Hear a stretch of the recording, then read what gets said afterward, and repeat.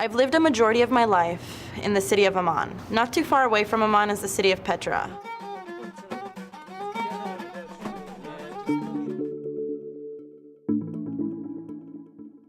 My first time visiting Petra was around the age of 12. I went there with a camping group, and it was beautiful. There were children running around, there was a bustling market, and we visited a lot of the different places like the treasury and the little chapel. I'd gone several times after, but I really didn't take notice of the children until I actually brought my friend there. This time it was different. I was older and I was a lot more mature, and I noticed things that I didn't notice before. We were going on a camel ride when I noticed one of the little boys who was pulling our camels back and forth. He started speaking with a couple from China. He spoke to them in Mandarin, fluent Mandarin. I didn't even think he could do that. He'd been living his whole life within the city of Petra. And all of a sudden he's speaking a language from a whole nother country that most people find difficult to learn. Later I saw a little girl speaking to an Italian couple in fluent Italian. Another kid was speaking French. They speak all these different languages because they sit there and learn from the tourists. I want to know how those children learn and develop in their environment. How do they get these skills and learn the languages? Are they observing? Are they watching, studying?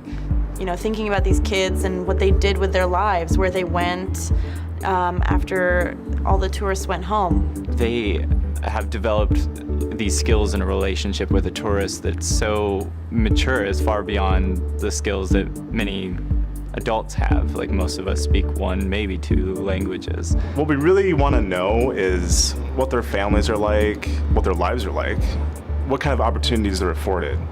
They don't really have the same lives as most children in the world do. They spend a lot of their time interacting with tourists and trying to raise money to help their families. The ability to speak so many languages, converse and sell goods, to afford to pay for your family's home and your family's food and just like day-to-day life is really incredible. And also, like, having a certain set of skills, what does that really mean? Most of the livelihood is based off them being cute, but when they become older and they don't have the education, how are they able to move into adulthood having that certain set of skills that worked as a child, now as an adult? Are they really going to be prepared for their lives? Today, Nadine's calling her grandfather, the former Prime Minister of Jordan, to see if he'd be interested in doing an interview for us. If he agrees, it would be a tremendous resource for us. مرحبا جدو، كيف حالك؟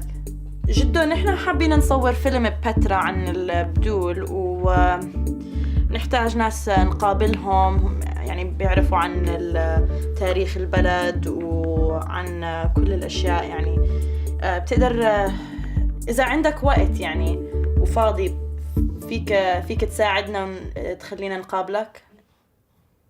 اوكي جدا، شكرا كثير. شكرا كثير. He's in. Awesome. Yeah.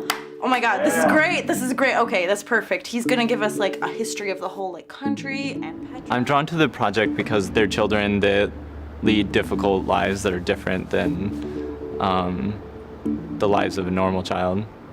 It's something that I don't think any of us have any experience with, and I certainly want to find out as much as possible, and I want to discover what their lives are. I feel like the most important question in this whole documentary is really what happens to these kids after they become too old. What happens to them?